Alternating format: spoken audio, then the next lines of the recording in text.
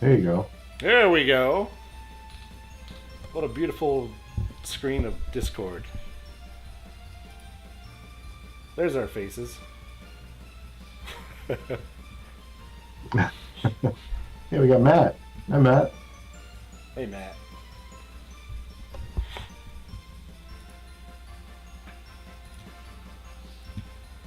Let's see. I don't know how to see the chat.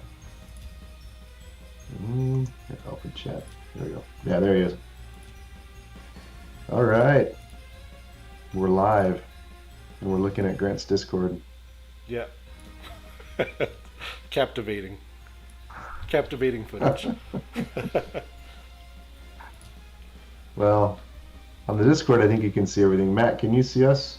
Okay. Looks good to me. Matt. Okay. So we're going to kick things off. This is the first official Studio Primitive.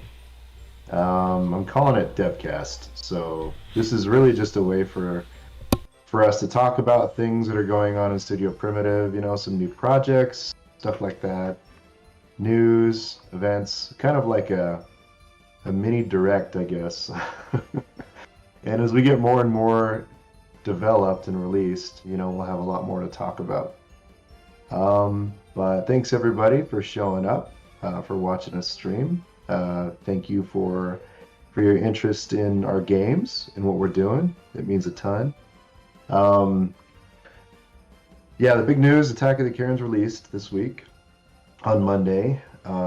It's been a big week, and yeah, the response has been pretty good. So a lot of people have been very excited. A lot of people like the soundtrack, which is awesome.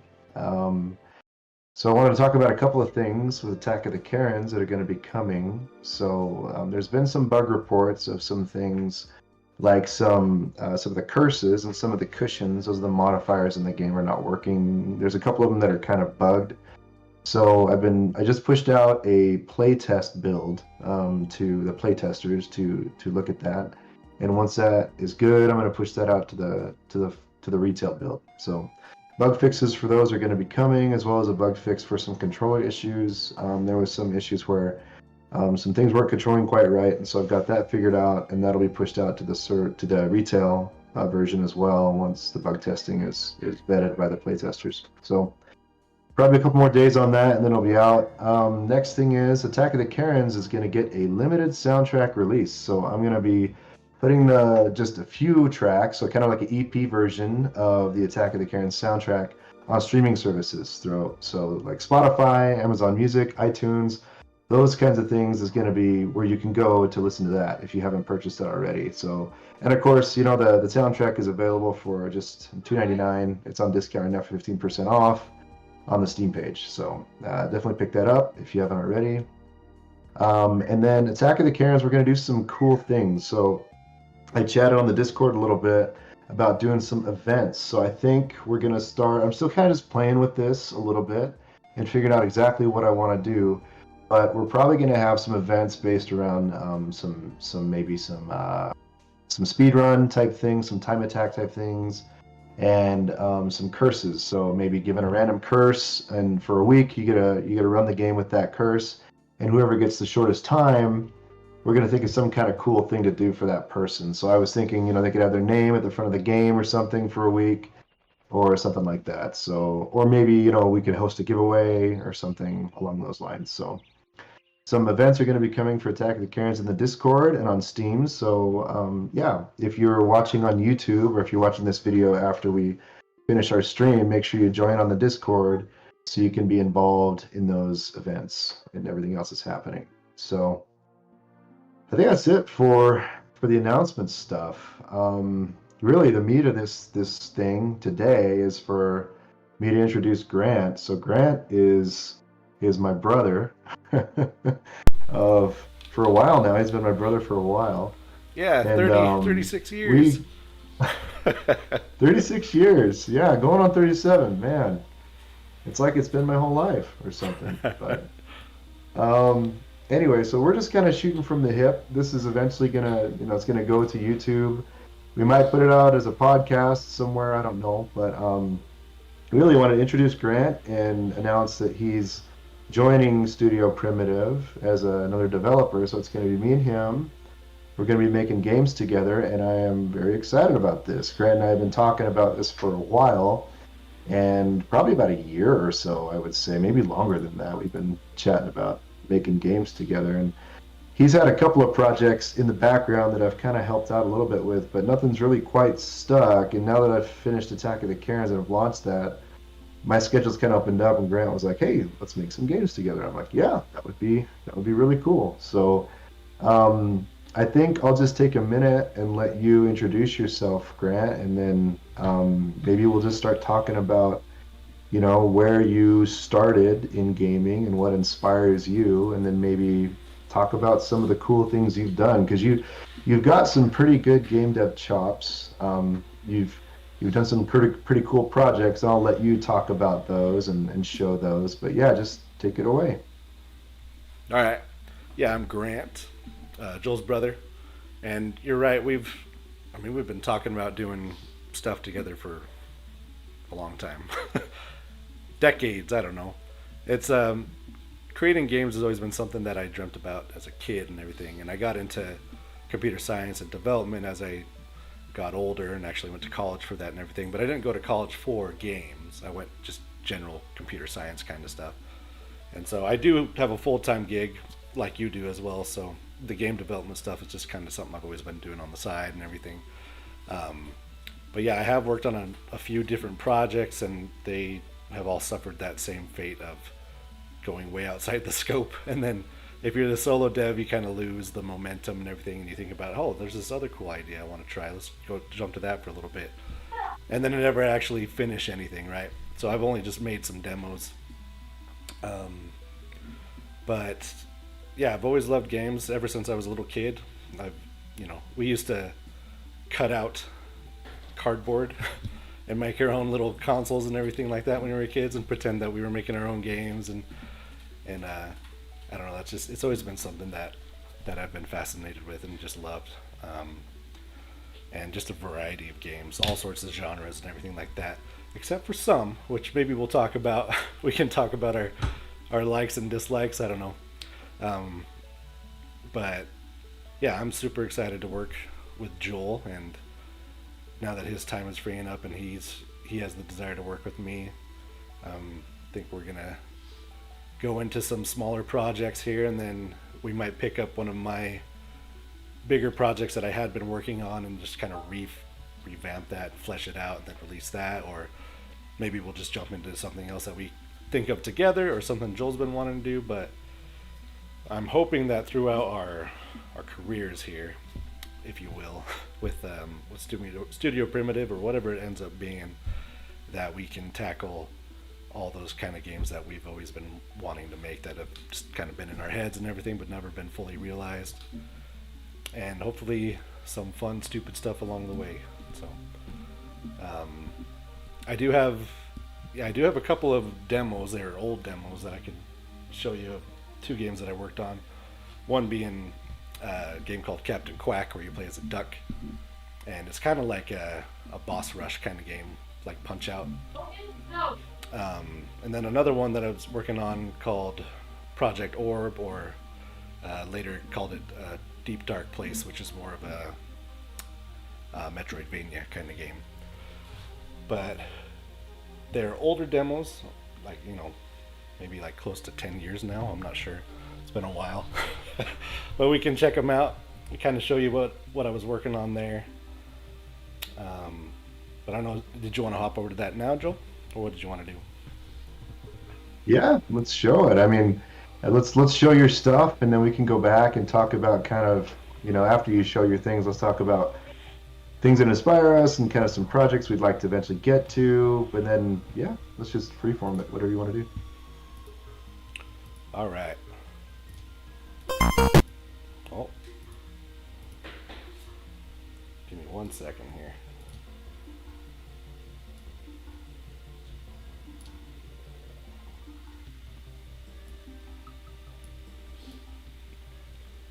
So Matt's asking, do you have demos on itch or somewhere he'd like to play them?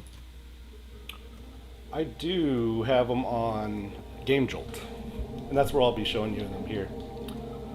Really quick. And swap over. Kind of got to balance the sound here.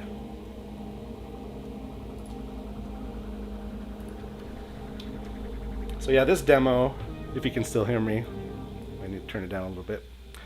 This demo was from 2018, looks like. We'll just start it up. And Joel, maybe you want to talk about it while I'm playing here. Sure. Yeah. So this project's been in for a while. So this has been kind of one of Grant's passions that he's always been talking about and working on in the background. But Project Orb started from. Was it originally a Metroidvania? Has it always been like that? It's always been like that, yeah. Yeah. So it's about. You're gonna have to correct me if I get anything wrong, but it's about a guy that falls down in a deep cave, and then he finds an orb, and when he picks up this orb, it activates this cave and kind of reactivates this ancient like civilization type thing, and then you have to find your way out. And the orb gives you like special abilities, and you can use it. There's certain mechanics you can use with the orb, and you're gonna have to explain a lot better than I am, but that's kind of the gist of it. Yeah, I think you got the gist of it, and it's kind of changed shape over the years and everything to what my more recent demo that was never actually came out was. But yeah, it started just as a Metroidvania kind of project. I've always loved the game Out of This World, or you might know it by Another World, which is kind of obvious in the character design here. But I always thought that game was really cool, and that whole setting was really cool. But I've also really loved, Metroid games my entire life. Super Metroid is probably one of, if not my favorite game of all time. So I've always loved that genre. And so I was like, hey, let's just kind of throw those things together. So Another World was like a cinematic platformer. Kind of like Flashback, that same vein. And Yeah. very punishing kind of game. Like you just kind of go screen by screen, and there's all sorts of environmental hazards and one-shot kills and stuff like that. So Yeah. I wanted to kind of maintain that kind of brutality in this one, but not make it tedious as far as like having to restart and things like that. But you're right. You start the game by waking up down in this cave. You don't know how you got there. You kind of forgot everything you've been doing. You don't know who you are. And then you stumble upon this corpse here that has this glove, this power glove here, and this like floating alien orb thing. Not sure what it is or why it's there, but you decide to put on the glove for some reason without asking any questions, and then the orb comes to life. Yeah, the thing that's cool about the glove is you designed it kind of after the Power Glove, right? Like the Nintendo Power Glove. At least I the remember us Advantage. talking about that. Yeah. Yeah. So Definitely retro inspired. It's awesome. yeah, so in this demo, you just go to this little power kiosk and you interact with it and turn on the power and everything. But your orb's kind of like your little companion, your buddy, throughout the game. Mm-hmm. And it's also how you attack. So you send it and you retrieve it.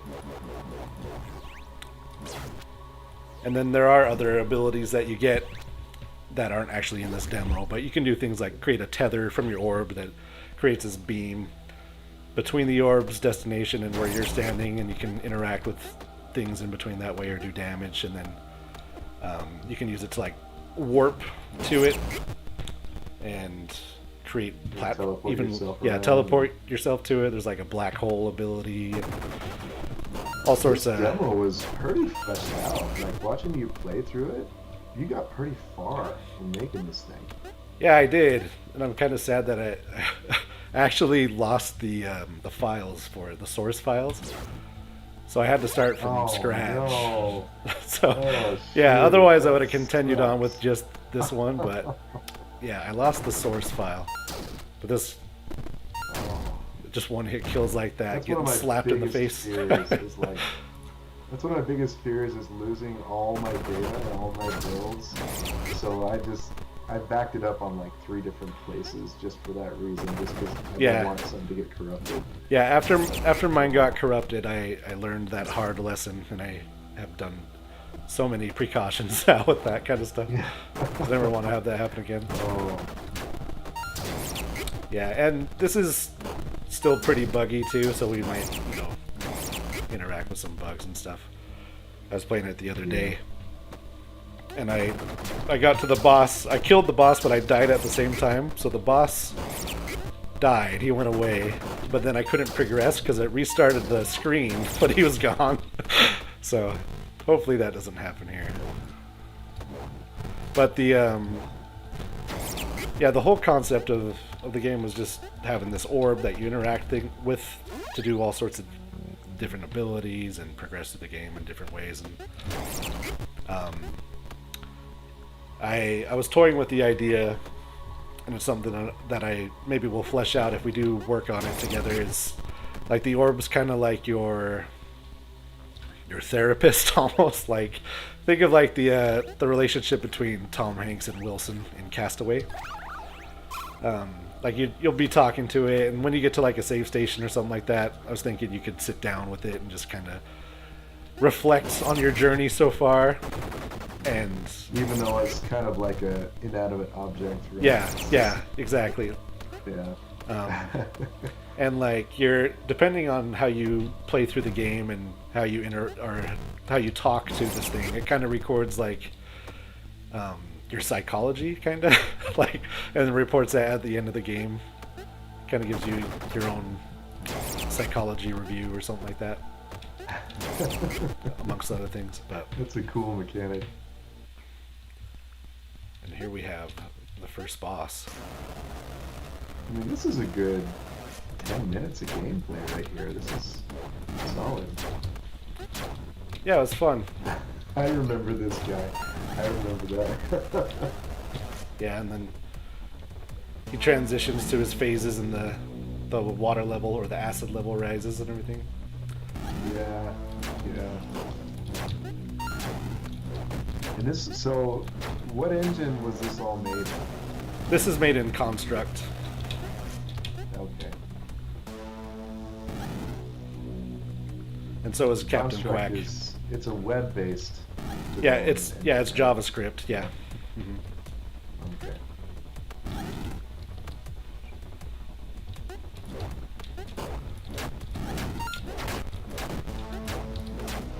Did you ever end up adding any sound to this demo, or can we just not hear it? Can you not hear the sound? Nope. Well, that's too it bad. looks great. It looks awesome. Yeah, the sound is a huge part. Yeah, those are the Metroid style orb upgrades. That's awesome. Yeah, so That now is you so get Metroid.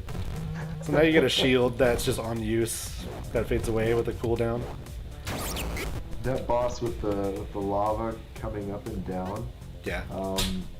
That kind of sounded like, that kind of reminded me of that one boss in Super Metroid that you have to shock it with a gravity beam, and then you have to connect to the side of the room that's where you blast the covers off of those like electrode type things. Yeah. And then it has you fry it basically from the inside. Yeah. I forgot what the name is. What that is. Yeah.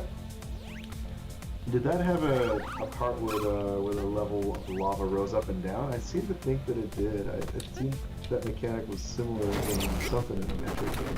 I don't think it was on that boss in particular. Yeah. That one had all the little It just reminded me of that little ads that would come out, and like she would grab you, and you could use your grappling beam to lock onto one of those electric nodes and fry her for like a shortcut to kill her. Oh, okay. Okay.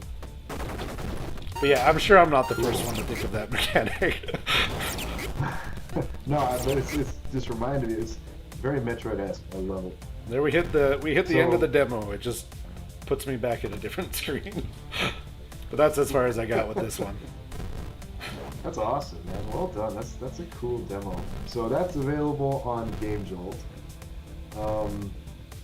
Can you drop a link for that in the YouTube channel so people can go check it out? Yeah, absolutely. Yeah, that's a fun demo.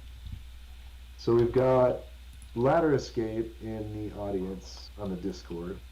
I'm thinking the next time we do this, stages is probably not the best way. Yeah, I think we probably should do a call and just have everybody go to YouTube because if you're on the stage, you can't see what we're showing on the screen for gameplay and stuff. yeah. So On my if you want stream, to you see what we're can. talking Yeah, about, if you want to see what we're talking about, hop over to the YouTube stream. I'll drop a link to the YouTube stream right here in the Devcast. Just so Ladder Escape, you can just jump over there. And Ladder Escape's name is also Matt. But there's two Matts now, so let's see Ladder Escape. got some double mat going on. So yeah, if you're in the audience on the stage, just jump over to the YouTube cast. That's gonna be better. So Yeah, and you can actually hear the sound and see the gameplay over there. And then I have two Quack demos. One was the early one because I actually did a Kickstarter for this one.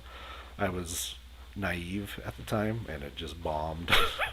But that was still cool though. Like yeah, you did a Kickstarter, right? Like you got everything together, and you put together the web page and all of that, and I think the Kickstarter page is still even up, right? Can you go still look at it, I imagine you probably or can. is it down now? I don't know. Yeah, I don't know if they. I imagine they keep them forever, but because getting a Kickstarter together is not easy. Like that's a big job, and so a lot of prep, a lot of time goes into putting together the Kickstarter, and even if it doesn't go through, it's still an accomplishment to get a demo out there and to get a Kickstarter and to get some people looking at it and stuff. So I mean, yeah, still that's hard. this was 2016. Yeah, so I pity the stool. yeah, Captain Quack, I Pity the Stool was the game. This is New game. a lot of puns in this one. But we'll just skip this intro for the sake of time. I tried to do it like Super Metroid there, when Samus has her visor and she's telling her story. And then at the end. The eyes. Yeah, yeah. Um, yeah, but so this This game game, is weird. Do you want to play this tutorial? yeah, and that's true, yeah, That's because awesome. the gameplay comes in two parts, which you'll see here. The Parklands. This demo had this is the Kickstarter demo, and it had 5 levels in it, but each level is just a different boss, different character. This demo is lots of fun, by the way, everybody.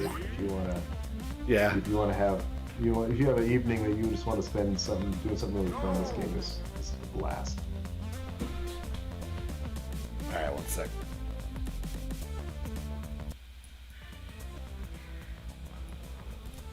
So the Does anybody gameplay can is get the 2 sound for parts. this one, you got to get the sound on this one. This is a good game. Sound should be coming through on the YouTube. Are you listening to the YouTube? Okay. Oh, okay.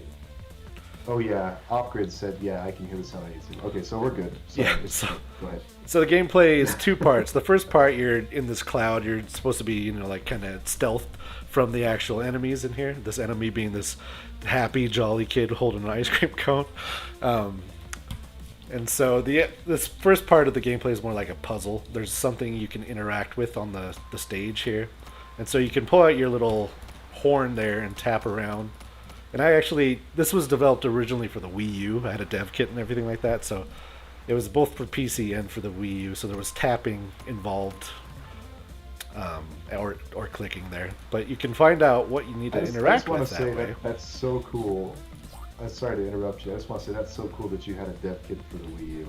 Yeah, it's like The Wii U is like one of my favorite systems. It's one of the most underrated systems, I think. I think it didn't get enough love and attention, but just the fact that you were a developer for the Wii U is really cool. yeah, it was like $2,500 that I'd never put to use, but I tried. But yeah, it was cool to be technically a Wii U developer, even though I didn't actually make anything to release there. But this was going to be released there. I had everything good to go. I had the licensing, I had the dev kit, but just never finished the game. Anyway, so you can interact with things, and it's kind of like a point-and-click adventure puzzle-esque kind of thing. So for Ice Cream Kid, you gotta tap his hat so hard that it falls off. So he's bald. He's a kid who's bald, sadly. And then the second part of the gameplay comes into effect, and that is, of course, you're pooping on stuff. And so you could teleport and everything just by default. That's like your basic ability. But the idea was that you could unlock other abilities throughout the game as you progress and everything like that. But that guy was just kind of like a tutorial to how everything works. The other ones actually fight back. But then I always thought that the scoring system in like Smash Bros was really cool. How there was all sorts of scores every time you finished the level. So I took that kind of inspiration for this kind of stuff, and I wanted to track all sorts of different things and just give you a score and kind of influence some replayability that way. I was going to do leaderboards and everything like that. But that's way cool, and I love how all the titles are like bird poop. Yeah, it's pretty awesome. It's slightly juvenile now in retrospect, but it's still fun, I think. That's okay. Juvenile's awesome. So this was Phone Talkin' Patty. This was inspired by my actual sister-in-law.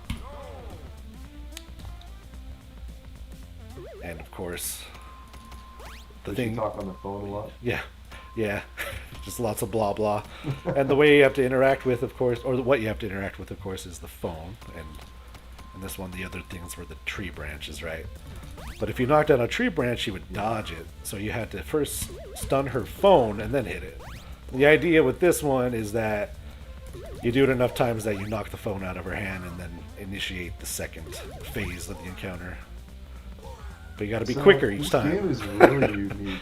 Like, it's like part, I don't know, like part escape room type game where you're clicking stuff and trying to figure out what's going on and figure out a solution, and there's not really a lot of, tension or action happening. And then all of a sudden, like, once you activate the boss, it like jumps into this almost like a shoot 'em up type game. Yeah, that was the intent. Yeah, you're shooting bullets and stuff, and I've never seen anything quite like this mashup before, so it's pretty unique.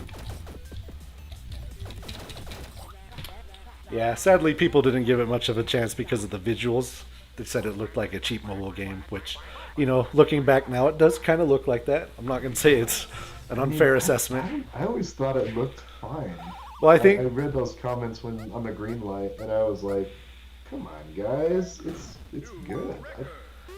But like I don't disagree that it could have used plenty of more polish and everything like that. So I don't dislike I've always liked the Flash style, like kind of like the Ed McMillan games, like Super Meat Boy and Binding of Isaac, those kind of games. Like he's always advocated for Flash, which is now like Adobe Anime, I think they call it now. But I've always liked that look, like the cartoony, thick line, lots of solid colors and like the limited shading, vector art kind of stuff. Yeah. Which is funny because there's a lot of art styles out there now that are doing well, and this is one of them. There's a lot of games that use this type of art that are doing great, and maybe it was just the time wasn't right, for something like this. Oh. Yeah, and you had to Newspaper Ned, yeah. Blowing bubbles. You have to get the bubbles out of his pipe and then knock the bird into it. That's his pipe, yeah, that's right.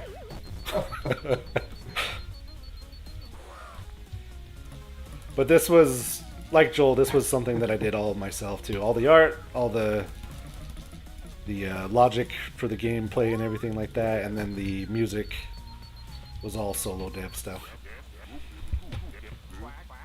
Cool projects, man. Yeah, it's a fun project. And I would like to revisit it and do it with Studio Primitive one day. We'd probably do it in like pixel art style then, but conceptually probably be pretty similar. This would be a fun game to make. Doing something like this. And then it just progressively gets faster. I don't think. With both of us doing it, I don't think it would take us a heck of a lot of time to make this game. Yeah, this could probably be like a 1-year project kind of thing. Yeah. But that's what we're going to kind of try to figure out here, huh? Is how efficiently and well we can work together with these smaller scale projects. Yep. That's that's what we're going to talk about here in a minute. Is what we're going to do next. Um, so for anybody watching, if you could like the stream and subscribe if you haven't already, that would really help us out. We're gonna probably do these pretty regularly. I'm hoping to do them, every couple of weeks to give updates and stuff on things we're working on, and just to connect with people. I think I love streamings, and I love just connecting with fans of the studio. So I would really like to do these about every 2 weeks. So make sure you subscribe so that you can get notifications for when we put up new go lives, and of course I'll put it on Twitter and I'll put it on the Discord. So watch those channels. These guys were cool. You can definitely see some punch out inspiration on the guy on the left. Yeah, he was inspired by Rick and Nick Bruiser, yeah. And the guy on the right is actually inspired by Guile from Street Fighter. But I was in Rick Bruiser playing frisbee in the park. Yeah, and I was at college at the time when I was working on this, and I remember people were always slacklining, and so I thought it'd be funny to integrate that into the game. But the purpose of this one, you gotta knock the frisbee down and then launch the dude in the background so that he hits the dudes as they're retrieving their frisbee. And so each of these gets more and more complex. Yeah. Yeah. And the outcome of this one, you could fight either one of the brothers at the end, depending on which one you defeated. Oh, okay. That one. So they do different. They do. Blast? Yeah, they do different abilities. When I first played this stage, I thought you had to time it just to land the slackliner on the frisbee as it was coming across. So I did it like 20 times trying to time it just right, and I could never get it. I'm like, this is really hard. But then I remembered you gotta knock the frisbee down first.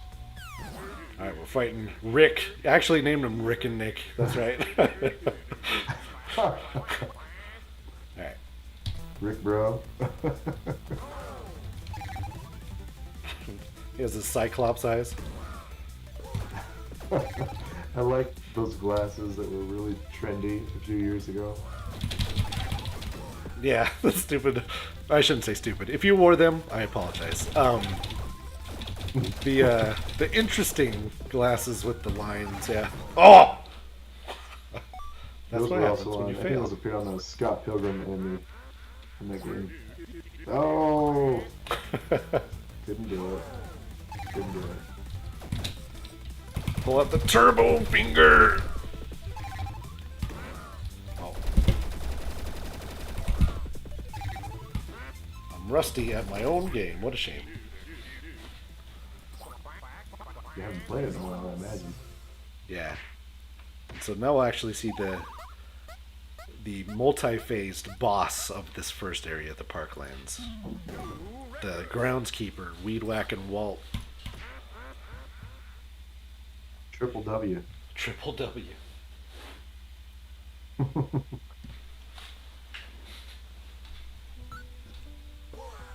Weed whacking Walt. This was a fun fight to do. So This- this one's on Game Jolt too, right? This Yeah, demo? yeah. And this one, the last boss of each one of these areas was intended to just jump into the boss itself, with none of that first part. Since it's like a longer, more intricate fight. I'm gonna drop this one in the Devcast chat, just so I can link it later. I would drop it on the YouTube channel, but I have to sign it.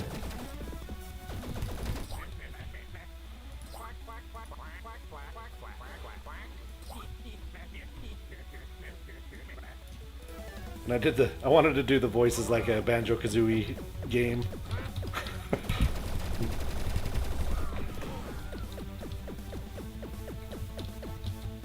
Not gonna get there in time. Only one hit left, uh-oh.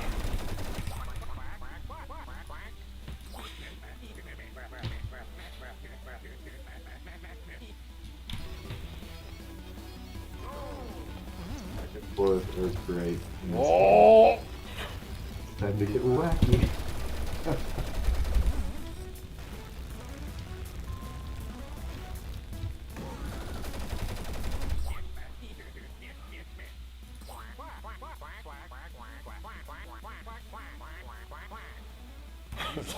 Yeah, full of dumb dad jokes and puns. Just doesn't take itself seriously. That's the way to do it. New record. Yeah. And that's it for the first demo that I did. I also did a second one that's just like a sandbox kind of demo that I can show really quick. This was the Kickstarter screen. Rest in peace.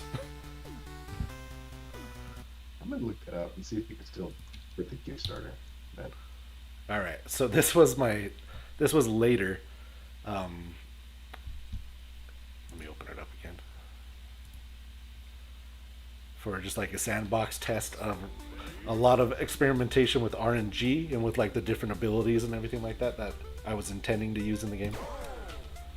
But it would just spawn these randomly generated enemies, and the way I did it is like every facial feature that they had, like their hair, their eyebrows, their eyes, their nose, mouth, their beard, their head shape, that kind of stuff, was all randomly thrown together as they would spawn.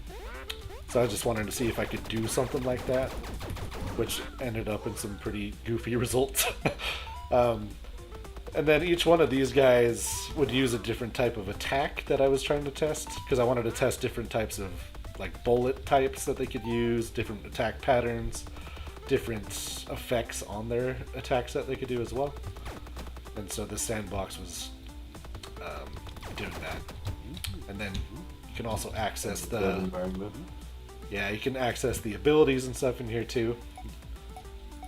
Just some different things that you could mess around with, like a chili pepper you could eat that would leave a damage over time effect when your poop would hit them, or something that would increase your haste or your attack power. The big one was like I'll show that. Oh, I can show it right now. It's just a big nuke.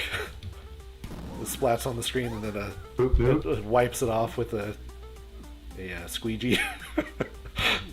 Should have called it the Duke. The Duke. D-O-O-K. But more and more spawn as things go on. You know, one that shoots like a huge beam up at you, one that does like a cloud that shoots lightning between it horizontally. Oh, like that. The faces are awesome. But I won't take up too much more time. We'll just try it another go here to showcase things a little bit more. But you had different attacks, like a charge shot you could do. If you waited and did an attack, it would just passively charge, and then you could do like a bigger shot that way. Or they had like a homing attack. Not a homing, just more like a spread, inaccurate kind of shot. Kind of like you did in Karen's with one of the curses there. Or a spread shot. Oh yeah. But then you could throw on like a chili pepper with that if you want. Leave the damage over time sizzling on them. Match. Yeah. I like the secret mana type menu where it just is a circle that comes out. Yeah. I did that later in the Project Orb as well. With the abilities there. I've always been a fan of that. Yeah.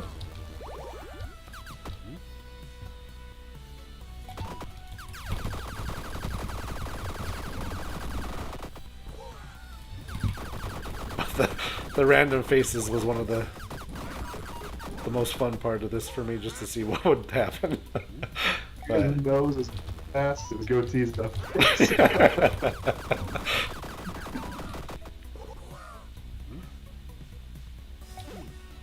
It kind of reminded me of like River City Ransom a little bit for some reason. Yeah.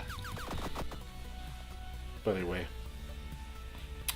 So this one's on. This one's also on Game Jolt as GameJolt, yeah. well. Yeah, so. You want to drop the link for it in the YouTube chat? Mm-hmm. People can go check it out. Yeah, so. Both of them are up over there. Sweet. But yeah, you can go check them out if you want. They're, again, very early demo kind of things. But both of those are projects that I'd like to revisit together whenever we think is a good time to do so. Those would be tons of fun. And I know you just finished doing a shoot 'em up kind of bullet hell-esque thing, and Quack does have some of those elements. So maybe you wouldn't be wanting to jump right back into one of those. So we can give it a break. Well, either that or, fresh memory. We could reuse the code and everything if we wanted to do it in Unity. Yeah. Easy transition. Or maybe you'll just become the shoot 'em up guy. Shoot 'em up guy. Yeah, you know, the more you do it, the better you can crank them out. So anyway, so those grants, a couple of grants projects, make sure you guys check those out. They're lots and lots of fun. Grant's got a good knack for game design and just what feels good when you're playing a game. I played a lot of that quite often. It was a lot of fun. Yeah, And the orb demo too. one thing I always struggled with is art. I think like I do have a art style. I don't think it's terrible art style, but like I don't really have as good of an eye or I guess just talent for creating that art, especially quickly. So art's something that always like dragged me down as far as time consumption um, with game dev and Yeah. stuff. So Yeah, art's a time sink for sure, especially if I mean you do animations and stuff like that. It takes a while, and good art. Like when I was in the middle of making animations, frame by frame by frame, you know, and I'm like, why am I doing this? And then when you play back a good animation, it just feels so good, right? It's worth the time to put into it, and people notice, you know, like when I spent time on animations for Karens and stuff, it people noticed. And I think it was worth it. And I just got to remind myself that good art does take time. So it does, that's yeah. just my general rule. So Yeah, and I know I'm somewhat biased since I'm A, your brother, and now B, your studio partner here. So, um, from my perspective and stuff, Codev, I always Codev, I don't know. co-dev. I always thought that the work that you did on Karen's was very impressive, especially for it being like your first Thank you, real man. project and stuff. Like jumping into all that, the time you Yeah, spent and the level of polish that you put onto it definitely did not go unnoticed, at least by me. Um, and hopefully, I wouldn't refrain from telling you that this isn't good if it wasn't good, but it was good. I was yeah. I very hope you impressed give by me it. some critical feedback. Yeah, yeah, Well, thanks. Appreciate that. I'd like to keep going with art. I mean, I love making pixel art, and it's so much fun. And I got a long way to go. I mean, having Karen's in a limited palette really helped a lot because it took away all the decisions that I had to make with color. You know, I had eight to work with, and it was either the purples or the greens, and that was it. And I was off and going. So yeah. it'll be fun to start a project with a full palette. You know, I think we probably want to do that on our next project, unless we want to do a limited palette. I don't know. So Yeah. we're gonna figure that out. But Yeah. yeah, so just sorry, were you gonna say something? No, I was gonna say, then experience-wise, like you've got a more well-rounded experience now, and then you're more well-versed with using Unity, and I'm more well-versed with using Construct. And I think both engines are good engines, and they both have their pros and cons, that kind of thing. And I think in time Yeah, we'll probably both cross-train into both of them. But yeah, what we yeah, start with these things is whoever is going to be the one of us that is actually doing the game design, the coding, the development, that stuff, is going to use their engine of choice, and then the other person would be doing the art or the music, sound design, that kind of stuff. But eventually, the idea would yeah, be that we're both fluent in whatever that we're going to be using, so that we could share that responsibility um, for yeah, whatever.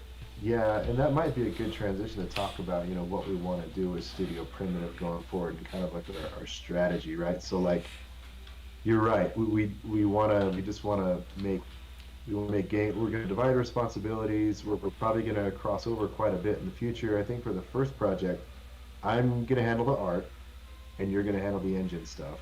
Yeah, And then you know I'll take on whatever I can with the music and sound and all that. I'd be happy to do that because I think the engine's a little bit more work than the art is going to be.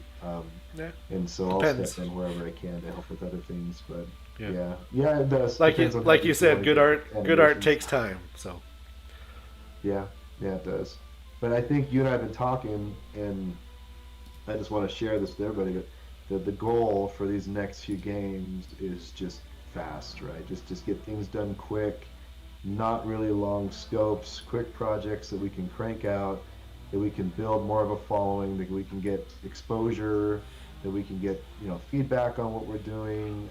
Probably not necessarily going to be released through Steam, unless we have one that people really like that just gets a lot of reaction. We might take that and develop it more. But I think of these more as like not quite game jam size, but more like big game jam projects, right? Like 1 2 month type projects that are gonna have small scopes, that are gonna have focus on mechanics, focus on unique things about that. Not much in the terms of polish or UI or those kinds of things that take a lot of time, but more just kind of getting the concept down, getting a gameplay loop in there, getting a complete game finished that people can play from start to end, and then launching it, then moving on to the next one.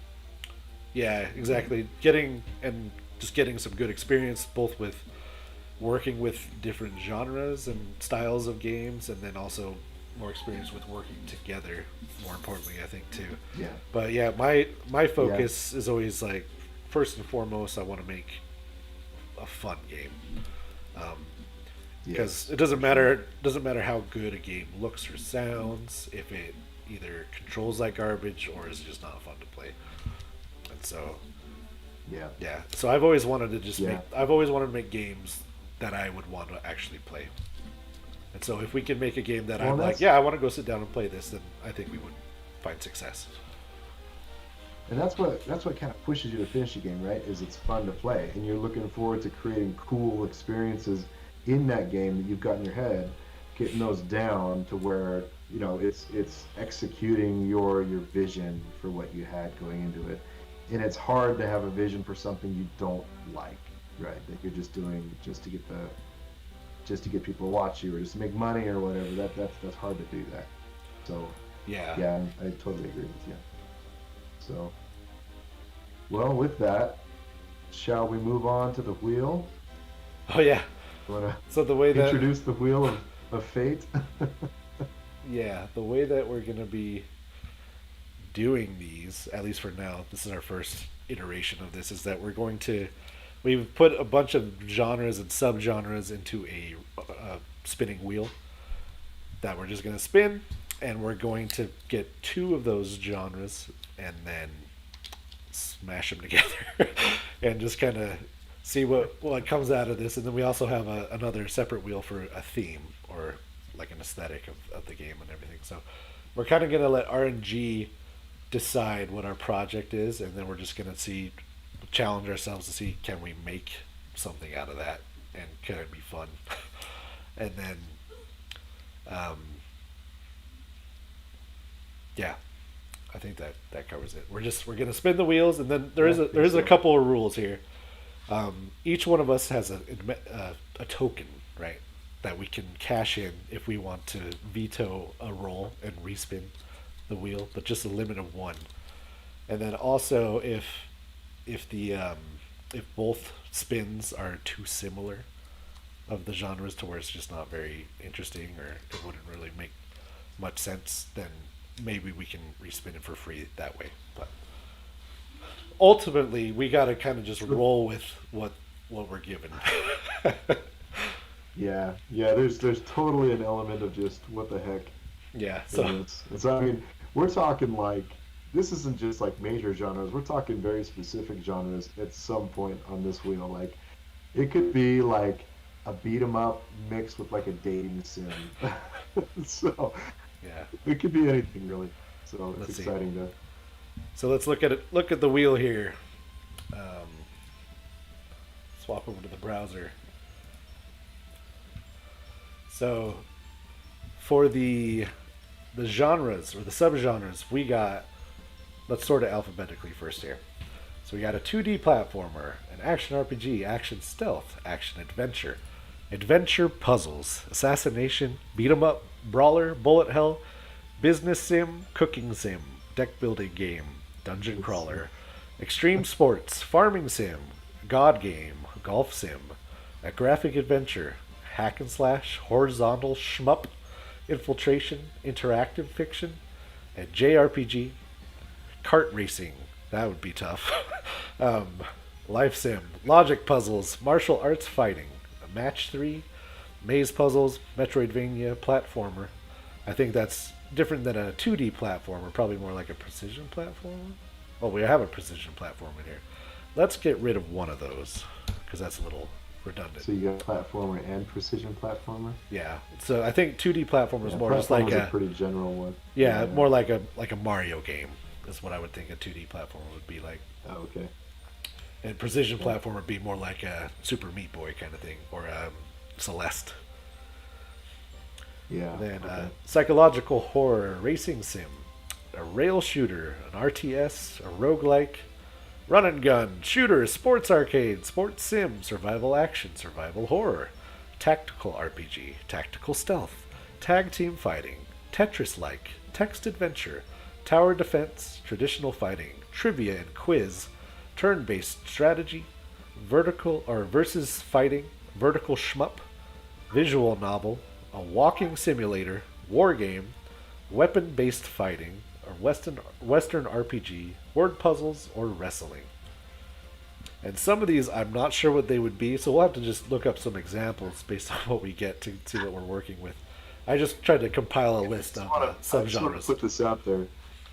Like, if we get precision platformer, the goal is not to make like Celeste, right? It's to make like a mini precision platformer because those games are gonna take a long time to get this right. So, just reiterating, the scope on this is gonna be small, but the purpose here is just to have fun and just Yeah, make a lot of games. Really, yeah, is what we're doing. So, yeah. Think of these kind of like a. I'd hope that we do this, throughout our careers here, where we're doing just kind of these small scope things once in a while, as like a yeah, palette yeah. cleanser No, from this the is big great. projects. Yeah. Something just fun Uh-huh. to do, and then Yeah. if it is successful, we're gonna also try to look at ways to kind of get the community involved if that community does exist at that point, right? Is Yeah. to get you guys involved to helping us select these kind of things, and so Well, we we'll got experiment five further watching in the future. now, so the community is building. Yeah, Yeah. yeah. So I think it'd be fun in the future. Like I talked to Grant a little bit about this, but I think it'd be fun in the future on a future project, maybe the next one or something. That if we pick the genre, but then we have somebody, we have the viewers vote on a limitation. One out of three that we pick beforehand, they have to vote on the limitation we have to stick to, whether it's like two color palette or something like that. yeah, Something fun that they could impose on us while we're developing. yeah, But anyway, for this first one, just to figure it out, I think we should just pick it, and the next time we'll do handicaps or limitations on us while we develop. yeah. And then we also really quick over here. These are our themes that we're looking at, right? So we got an adventure, an alien invasion, alternate history, apocalyptic, artistic, circus/carnival, comedy, conspiracy, crime noir, cyberpunk, cyberspace, detective, drama, dystopian, educational, environmental, espionage, exploration, fairy tale again. Let's get rid of one of those. Family, fantasy, futuristic city, heist, historical, interdimensional, Lovecraftian, martial arts, monster, mystery, mythology, philosophical, pirate, political, post apocalyptic, religious, romance, science fiction, space exploration, sports, steampunk, superhero, survival, time travel, underwater, urban fantasy, war, western, and wilderness survival. All right. So what we're gonna I'm trying do? to think of like a Lovecraftian dating sim beat 'em up. So yeah, again, what we're gonna do is we're gonna combine two spins of the genres, and then mix that with a theme. This is so good. So, This is so good. so are you ready, Joel? Ready to see I our love fate here? this. Yeah, let's find out what our fate is for the next couple of months. All right, here we go. Let's spin it. Genre one. What's it gonna be? Survival action. All right.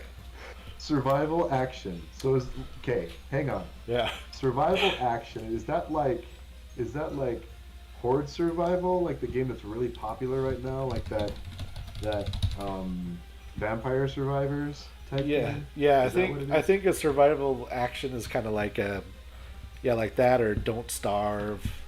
Um, was Rust one of those, right? Subnautica, those kind of games where Okay, you're so out those are more like harvesting colony sims. you're out harvesting for So materials and stuff like that, but you're managing your resources and your energy and your health and all that kind of stuff. okay, I think of that as like a colony sim survival game. Yeah. But the action kind of makes me think like there's got to be more of an action element to it, Yeah. right? Uh-huh. Than just harvesting resources. But Yeah. okay, All right. Are we good with survival action? action. Yeah. Okay. Yeah, I'm good with survival action. Okay, write it down. And we'll remove it from the wheel. All right, ready for spin number I'm 2? gonna type it in the Devcast chat. All right. Yeah, okay, I got survival action down. Okay. Spin number 2.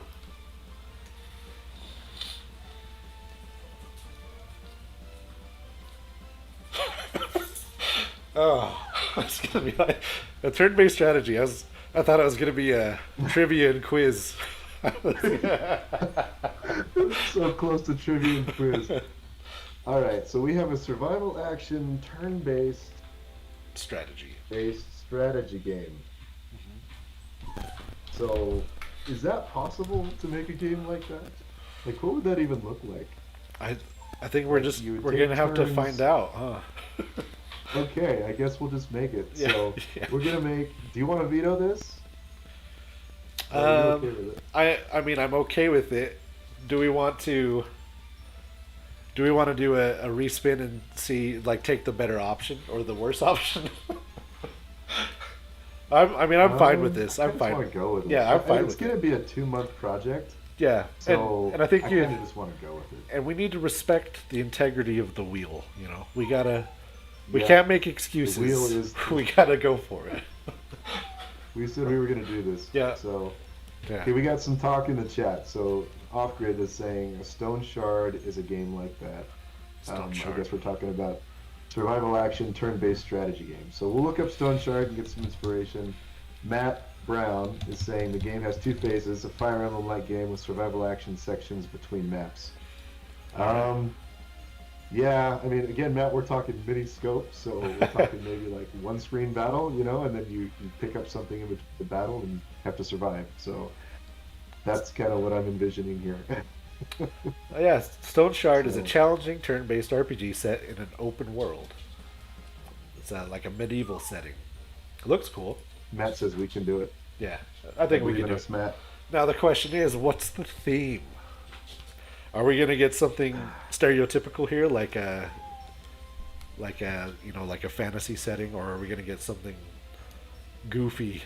I don't know. Oh yeah, what I should have done. It's too late now. I should have shuffled it more, but we'll shuffle the themes before we spin. Okay. All right. Okay, Okay. our theme is All right. coming. Here we go. Theme. I'm gonna make a prediction. Yeah. And I'm you can gonna say you can it still is- veto the did- theme. Did you have romance in there? I did. Yeah. Okay, I'm gonna say Circus romance. Carnival. All right. I'm so not vetoing that. We are doing that game. All right. So All right. we got a circus slash carnival action survival and So we're making turn-based. a survival action turn-based strategy game. I gotta edit this post. I totally edit. Circus Carnival. Where did you get these themes, man? The internet.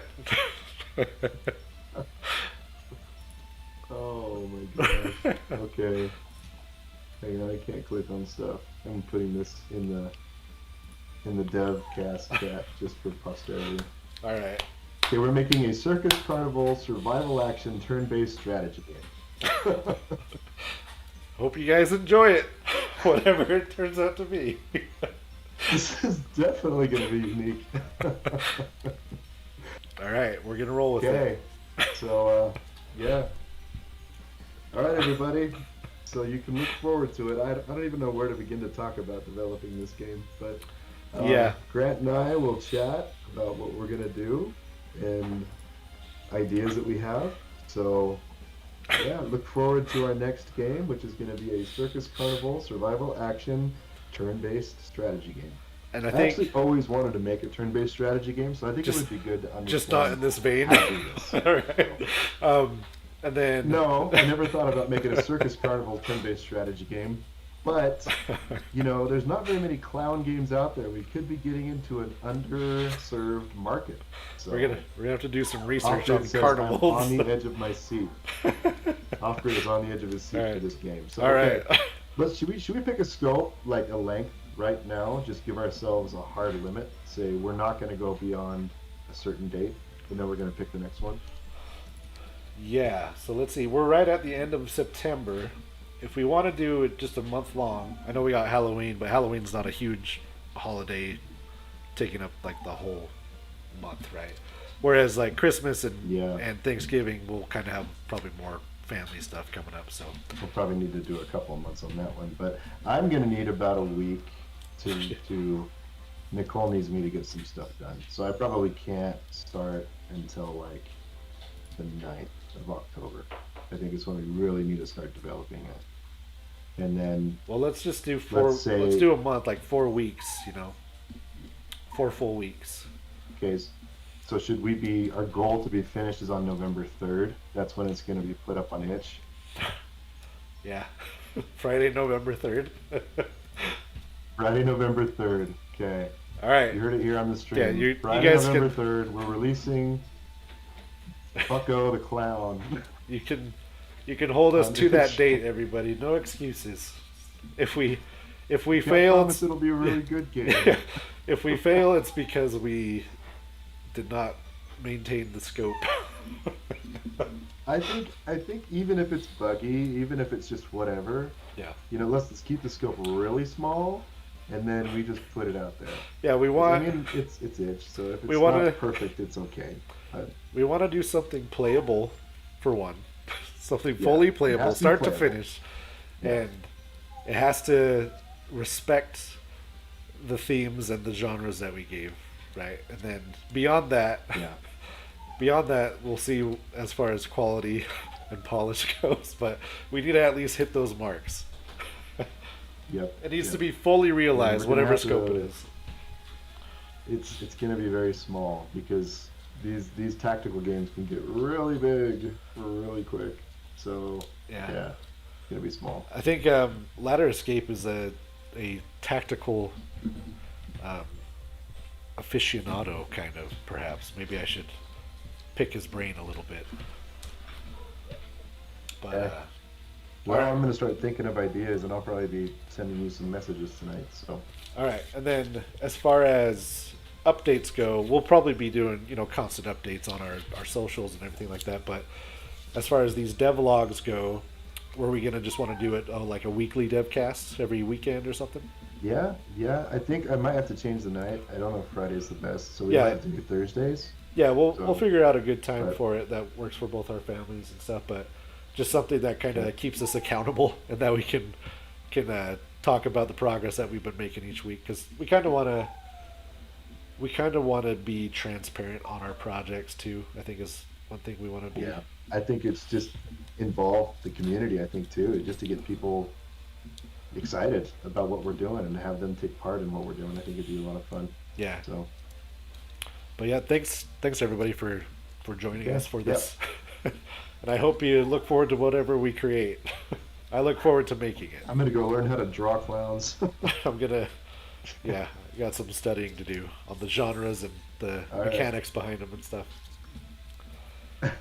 Okay. Thanks, Grant. Thanks everybody for watching the stream. Have a good one. Hey guys, we'll talk to you later. Bye-bye.